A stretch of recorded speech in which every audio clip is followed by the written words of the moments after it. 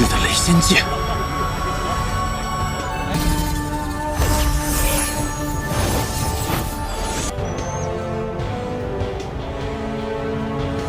Halo Sobat Samakanang, gimana kabarnya? Semoga kalian baik-baik saja ya. Seperti biasa, pada video kali ini kita akan membahas preview cerita Donghua Renegade Immortal episode ke-155.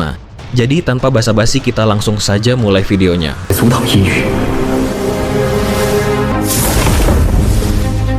Di sisi lain alam surgawi Guntur, perubahan mengejutkan terjadi. Sejumlah besar pembudidaya berkumpul di 4 fragmen yang memancarkan fluktuasi energi spiritual surgawi besar. Akibat fluktuasi tersebut, 4 batasan kuno muncul di sisi timur, selatan, barat, dan utara. Para master pembatasan pun mulai bekerja sama melanggar batasan tersebut. Di bagian barat, Shen Gonghu dengan tenang melihat dataran di depannya.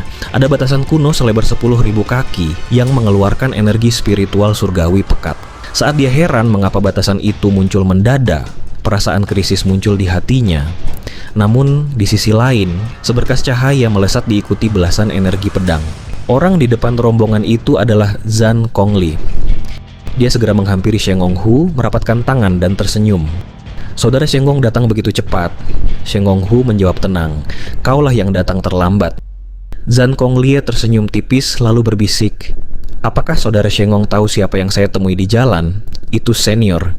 Senior berkata bahwa dia akan datang ke sini jika punya waktu. Mata Shen Gonghu berbinar gembira. Menurut kepribadian tuanku yang aneh, dia pasti tertarik dengan tempat ini. Belum selesai mereka berbicara, formasi di depan mereka berkedip hebat dan meledak menjadi gelombang kejut hingga pecah. Lubang gelap muncul dan menyemburkan energi spiritual pekat. Banyak pembudidaya nekat menerobos masuk. Namun, Shen Gonghu dan Zhan Gongli tidak bergerak karena merasa formasi ini terlalu mudah rusak. Tak lama kemudian, ledakan teredam dan jeritan menyedihkan terdengar sebelum seluruh terowongan runtuh menimbun semua orang di dalamnya. Di sisi lain, tragedi serupa telah terjadi lebih dulu di fragmen utara, timur, dan selatan. Begitu pembudidaya masuk, terowongan runtuh, timbul cahaya merah, dan pusaran 5 warna menghancurkan mereka. Dalam sekejap, seluruh alam langit Guntur menjadi lautan darah.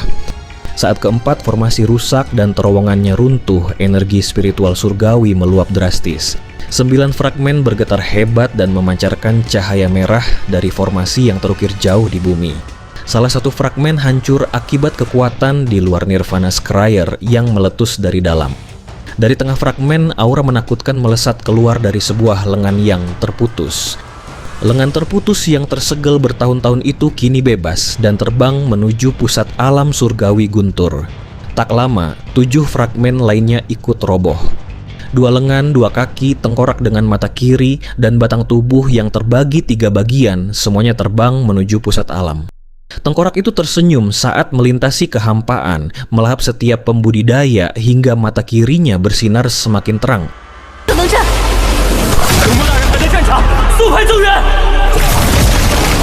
Sementara itu, Wang Lin dan Li Yuan sedang terbang ke arah barat ketika aura sangat suram menyebar bagai kabut tak kasat mata. Tepat saat Li Yuan hendak memeriksa dengan akal ilahi, sinar cahaya merah dahsyat muncul di kejauhan. Li Yuan menarik napas dalam-dalam. Di dalam lampu merah itu, dia bisa melihat dengan jelas sebuah lengan yang terputus. Wang Lin meraih Li Yuan dan segera menyeretnya ke belakang. Matanya bagai kilat menatap lampu merah di kehampaan. Lengan terputus di dalamnya berlumuran darah dengan jari-jari kurus, memancarkan hawa dingin yang sanggup merobek kekosongan. Begitu melihat Wang Lin, lengan itu berbalik dan menggesek kehampaan dari jauh. Gemuruh keras terdengar saat 5 celah spasial melesat bak retakan di kertas putih, siap mengoyak tubuh dan jiwa Wang Lin. Mata Wang Lin menyusut, dia mundur seraya membentuk segel. Petir ungu ditembakkan dari jiwa asalnya, namun lengan itu justru menyambarnya hingga guntur ungu hancur menjadi energi asal yang kemudian diserapnya. Wang Lin mengerutkan kening dan mendengus dingin. Dia meludahkan sebutir pasir yang berubah menjadi cap fragmen lalu menghantam lengan tersebut. Tiba-tiba ada kilatan merah membuat lengan itu sanggup menghindarinya. Ekspresi Wang Lin suram saat terus mundur. Lengannya mendekat dan mengulurkan tangan, memicu 5 retakan yang menebarkan haus darah serta racun yang membakar dagingnya. Ini pertempuran paling berbahaya bagi Wang Lin sejak mencapai tahap korporeal yang angin dingin dari celah spasial membekukan jiwa asalnya. Melihat celah mendekat, Wang Lin membuka mata ketiganya, cahaya merah membentang bak kipas, menyelimuti retakan hingga lenyap dan menyisakan 5 tetes darah merah tua. Sesaat kemudian, Wang Lin menunjuk ke depan dan berteriak, "Berhenti!" Tato tulang binatang di punggung tangannya memancarkan cahaya hantu dan aura jahat mengerikan. Warna abu-abu menyelimuti 5 tetes darah itu. Dalam sekejap, 3 tetes darah berubah menjadi batu dan 2 lainnya mengalir kembali ke lengan. Lengan terputus itu pun berbalik dan pergi. Wang Lin memasukkan 3 tetes darah batu ke tasnya, lalu menghunus pedang surgawi untuk mengejar. Lengan ini mengingatkannya pada bola mata di pusaran 5 warna. Keduanya terasa berasal dari sumber yang sama. Lengan itu setara puncak korporeal yang dan sangat dekat dengan penggorengan nirvana. Wang Lin menebasnya dengan pedang surgawi. Tebasan itu membelah hukum dunia dan menciptakan retakan spasial panjang. Lengan itu berhenti membentuk segel dan menahannya hingga area 1000 kaki runtuh.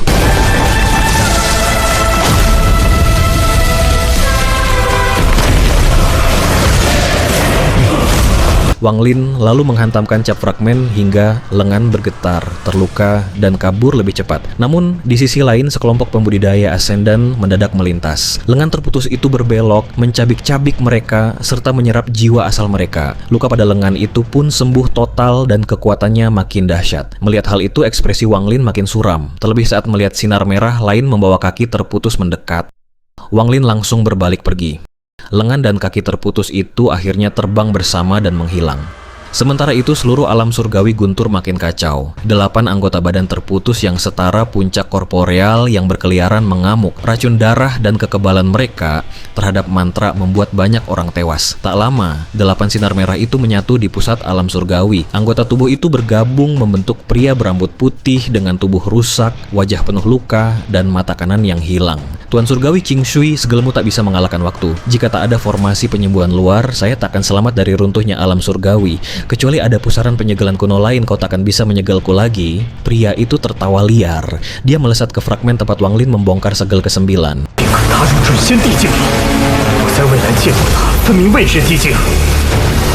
Dia melesat ke fragmen tempat Wang Lin membongkar segel ke-9. Pria itu meruntuhkan fragmen tersebut, menyemburkan api mengerikan, lalu mengambil mata yang melayang untuk dipasang di rongga mata kanannya. Ji-realm disegel di mata kanan, tapi energi perang dunia surgawi sudah terkuras. Kultivasi saya baru 10%. Saya harus memulihkan energi asal. Namun sebelum melahap para pembudidaya junior, saya harus menutup gerbang surgawi agar mereka tak bisa lari. Tubuhnya pun lenyap. Di sisi lain, Wang Lin dan Li Yuan terbang menuju gerbang barat. Wang Lin memiliki firasat buruk bahwa tempat ini akan makin kacau, sehingga mereka harus keluar secepat mungkin. Di sepanjang jalan, para pembudidaya melesat bak meteor menuju lokasi yang sama. Petir merah raksasa di gerbang surgawi mulai terlihat, dan beberapa orang mulai berteleportasi. Namun, di sisi lain, kabut merah mendadak menyerbu mengiringi suara parau. Tidak ada yang bisa pergi. Pria berambut putih keluar dari kabut. Mengulurkan tangannya, kekuatan luar biasa membuat para pembudidaya Ascendan hancur menjadi kabut darah yang langsung dihirupnya. Mengapa pembudidaya saat ini memiliki sedikit energi asal? Pria berambut putih itu mengerutkan kening lalu melesat langsung menuju gerbang surgawi. Adegan ini menyebabkan ekspresi semua kultivator berubah drastis. Saat pria berambut putih muncul, dia langsung menyebabkan lebih dari 10 pembudidaya tewas seketika, bahkan melahap daging serta jiwa asal mereka. Pemandangan mengejutkan ini membuat semua orang menghirup udara dingin. Setelah melihat pria aneh ini menyerbu ke arah gerbang surgawi, tidak ada yang berani melangkah maju untuk menghentikannya. Namun, tepat pada saat ini, seorang pria setengah baya berjubah emas di tahap ilusori yin terbang keluar. Matanya bagai kilat, lalu menampar tas pegangannya hingga 13 pedang melesat ke arah pria berambut putih. Rekan penggarap, tolong bertindak dan hentikan orang ini untuk mencapai gerbang, atau tidak ada dari kita yang bisa pergi. Di belakangnya beberapa pembudidaya mengatupkan gigi, mengeluarkan harta mereka, dan ikut menyerang. Pria berambut putih itu tertawa menyeramkan dan menyatu dengan dunia hingga menghilang. Ketika muncul kembali di sebelah gerbang surgawi, petir merah raksasa yang turun dari langit, tangan kanannya membentuk segel dan menghantam petir tersebut. Gemur keras menggema. Gerbang surgawi Guntur tutup. Suara parau itu bagai angin dingin yang menusuk telinga para pembudidaya, sementara guntur merah raksasa mulai menyusut cepat. Para pembudidaya di sekitarnya pun bereaksi melancarkan serangan, dengan kurang dari 10 pembudidaya ilusori yin sebagai kekuatan utama. Pria berambut putih menatap dingin. Thunder Celestial Realm akan ditutup dan kalian semua akan menjadi makananku. Tanpa peduli serangan yang datang, dia menghilang dan muncul di belakang seorang kultivator ascendan tahap akhir. Sebelum orang tua itu sempat berbalik, tangan pria berambut putih menembus dadanya, merebut jiwa asalnya dan menghancurkannya. Seluruh tubuh dan jiwa asal orang tua itu pun dimakan habis. Energi asal terlalu lemah. Pria berambut putih berkedip dan muncul di depan pria berjubah emas.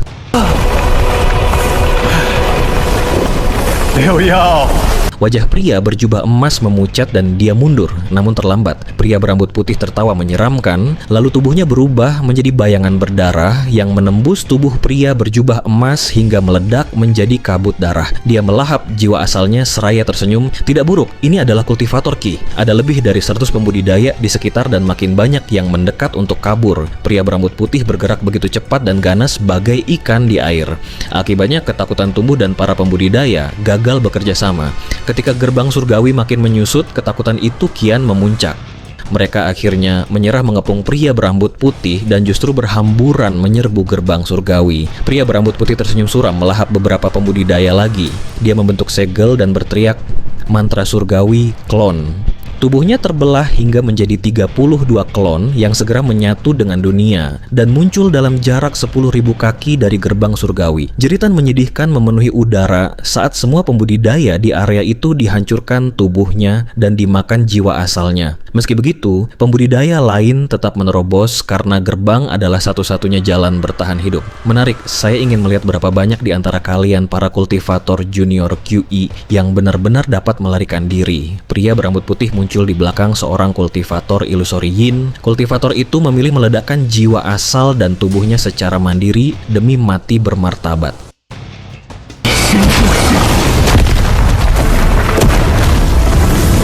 Di bawah gemuruh keras, pria berambut putih justru menghirup seluruh energi asal ke mulutnya. Ini adalah kultivator QE dengan nyali. Pembantaian mencapai puncak saat gerbang makin menyusut. Namun 32 klon menutupi area 10.000 kaki hingga hanya pembudidaya ilusori yin yang bisa menembus jarak 1.000 kaki. Walau akhirnya mereka pun tewas saat tubuh asal pria berambut putih muncul. Tubuh kurusnya perlahan mengembang dan aura serta cahaya merah di matanya kian kuat setiap kali melahap korban. Keputusasaan melingkupi semua orang karena setelah petir merah hilang, alam ini akan tersegel sepenuhnya.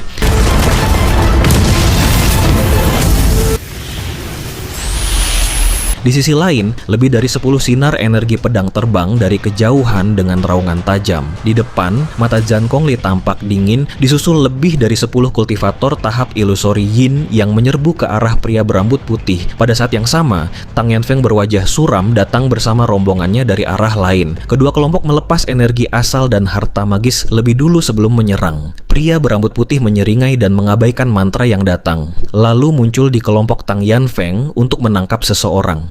Kultivator itu bertekad tegas dan langsung meledakkan tubuhnya. Pria berambut putih hendak menghirup energi tersebut, tetapi energi pedang guntur milik Sheng Gonghu melesat datang. Keterikatan yang mematikan, berteriak Tang Yanfeng, lalu kelompoknya mengerahkan seluruh kekuatan untuk menjebak pria berambut putih. Pada saat yang sama, Zhan Kongli menyerang membawa tungku tembaga dengan niat membunuh, sedangkan Tang Yanfeng mengibaskan lengan baju merilis kabut putih. Sheng Gonghu, Zhan Kongli, dan Tang Yanfeng, 3 pembudidaya korporeal. Yang kuat menyerang bersamaan dibantu 2 pembudidaya korporeal yang lainnya serta 10 pembudidaya ilusori yin yang melakukan pengepungan. Di sisi lain, meskipun beberapa pembudidaya lain bangkit semangatnya untuk bergabung mengepung, 32 klon pria berambut putih terus membantai area luar. Pembudidaya yang mencoba memanfaatkan celah untuk menerobos gerbang surgawi tetap tewas oleh klon saat mencapai jarak 10.000 kaki. Kendati demikian, ketika makin banyak pembudidaya tiba, aksi nekat menerobos gerbang surgawi mencapai puncaknya. Wang Lin sudah meraih Li Yuan dan mundur sejauh lebih dari 500 meter saat pria berambut putih itu muncul. Saat mendengar jeritan terus-menerus dari para pembudidaya yang sekarat, ekspresinya menjadi sangat suram. Wang Lin melihat Sheng Gonghu dan rombongannya bertarung, yang sempat membuatnya ragu-ragu. Namun dia menatap Li Yuan dan memilih tidak ikut bertindak. Di sampingnya, wajah Li Yuan sangat pucat seraya berbisik, "Kakak Shu, aku khawatir kita tidak akan bisa pergi." Wang Lin diam-diam merenung. Pria berambut putih ini terlalu kuat, bahkan jika dibanding-bandingkan, kultivasinya dinilai lebih tinggi dari leluhur darah.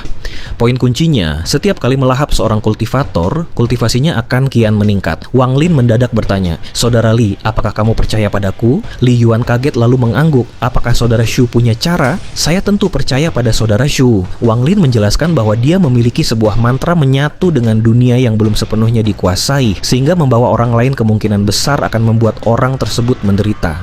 Li Yuan tahu persis jika bertahan di sana dia pasti mati. Matanya berbinar tegas. "Saudara Shu, gunakan mantranya. Saya bersedia berjudi." Wang Lin mengangguk. Li Yuan pernah menyelamatkannya saat dikejar leluhur darah. Dia menarik napas dalam-dalam, menenangkan hatinya hingga matanya tenang dan mulai menyatu dengan dunia. Riak muncul di bawah kakinya. Wang Lin meraih Li Yuan yang tercengang, lalu tubuh mereka perlahan melangkah masuk dan lenyap ke dalam kehampaan. Namun, di sisi lain, pria berambut putih yang dikepung 5 pembudidaya korporeal yang, puluhan ilusori yin, dan banyak pembudidaya ascendan justru tertawa terbahak-bahak. Tangannya membentuk segel dan memunculkan layar cahaya merah. Semua mantra dan harta magis tak mampu memecahkannya. Pedang terbang Sheng Hong Hu hancur, membuatnya batuk darah dan mundur bersama Zhang Kongli, Tang Yanfeng, serta pembudidaya lainnya. Pria berambut putih itu bersuara serak, "Kalian terlalu lemah, bahkan tidak memenuhi syarat untuk membuat saya menggunakan G-Realm."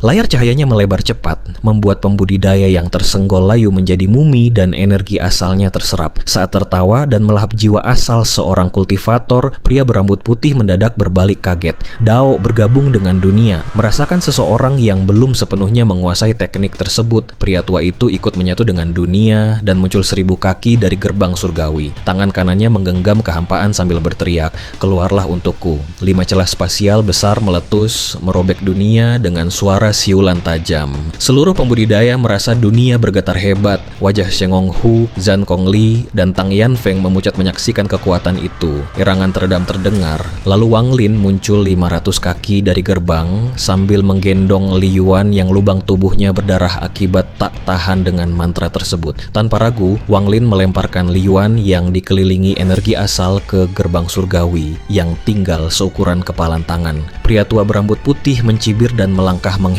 Mata Wang Lin menjadi dingin. Dia meledakkan pusaran energi asal dan guntur dari jiwa asalnya. Gemuruh keras meledak di kehampaan, membuat para pembudidaya menghirup udara dingin. Sheng Hong Hu dan Zhang Kongli mengenali Wang Lin sebagai Shumu dan merasa gembira, sedangkan Tang Yanfeng mengerutkan kening. Pria berambut putih muncul tepat di depan Wang Lin dan langsung menghirup seluruh energi asal dari pusaran yang meledak. Wang Lin cepat mundur mengejar Li Yuan dan berteriak, "Li Yuan, cepat aktifkan tungku guntur." Suara itu menyadarkan Li Yuan yang bingung. Dia mengeluarkan tungku guntur tepat saat tubuhnya menyentuh gerbang.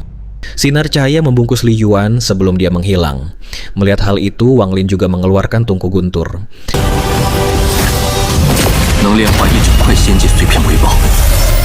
Namun pria berambut putih itu berteriak, "Gerbang tutup."